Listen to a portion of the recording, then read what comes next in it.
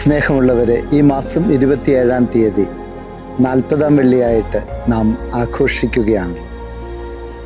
കഴിഞ്ഞ വർഷത്തെ പോലെ ഈ വർഷവും തലശ്ശേരി അതിരൂപതയിൽ 10,000-കണക്കിന് വിശ്വാസികളെ ഒരുമിച്ച് കൂട്ടി ചെറുപുഴ സെൻറ്റ് മേരീസ് ഫൊറോന ദേവാലയത്തിലേക്ക് അഭിനന്ദമാർ ജോസഫ് പാമ്പളാനി പിതാവിൻ്റെ നേതൃത്വത്തിൽ 40-ാം വെള്ളി ആചരണം നടക്കുകയാണ്.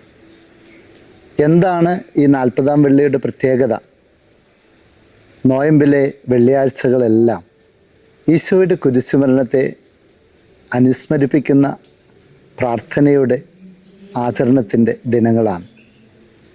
ഈശോയുടെ കുരിശുമരണവും കുരിശിൻ്റെ വഴിയും ഓരോ ക്രൈസ്തവ വിശ്വാസിയും സ്വന്തം ജീവിതത്തിൽ പകർത്തേണ്ടതാണ്. കാരണം ഈ കുരിശിൻ്റെ വഴി നമ്മെ ഓർമ്മപ്പെടുത്തുന്നത് സ്നേഹമില്ലാതെ ത്യാഗമില്ല, ത്യാഗമില്ലാതെ സ്നേഹമില്ല എന്ന സത്യമാണ്.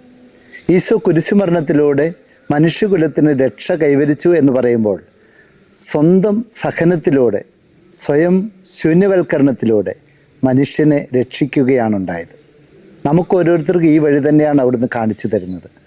സ്നേഹത്തോടെ നമ്മൾ മറ്റുള്ളവർക്ക് വേണ്ടി ജീവിക്കുമ്പോൾ, സ്വന്തം ഇഷ്ടം മാറ്റിവെക്കുമ്പോൾ ഉണ്ടാകുന്ന ദുരിതങ്ങളും സഹനങ്ങളും മറ്റുള്ളവർക്ക് രക്ഷാകരമായി മാറും.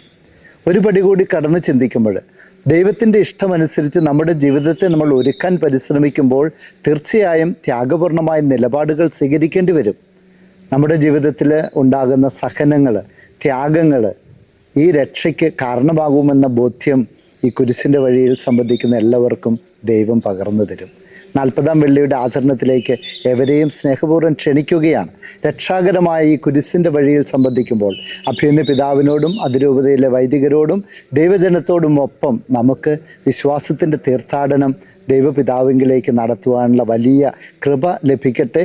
ജീവിതത്തിലെ സഹനങ്ങളെ നേരിടുവാൻ ത്യാഗത്തിൻ്റെ വഴികൾ രക്ഷാകരമാണെന്ന് തിരിച്ചറിയുവാൻ ഈ അവസരം ഇടയാക്കട്ടെ എന്ന് ആശംസിക്കുന്നു. ദൈവത്തിന് സ്തുതി.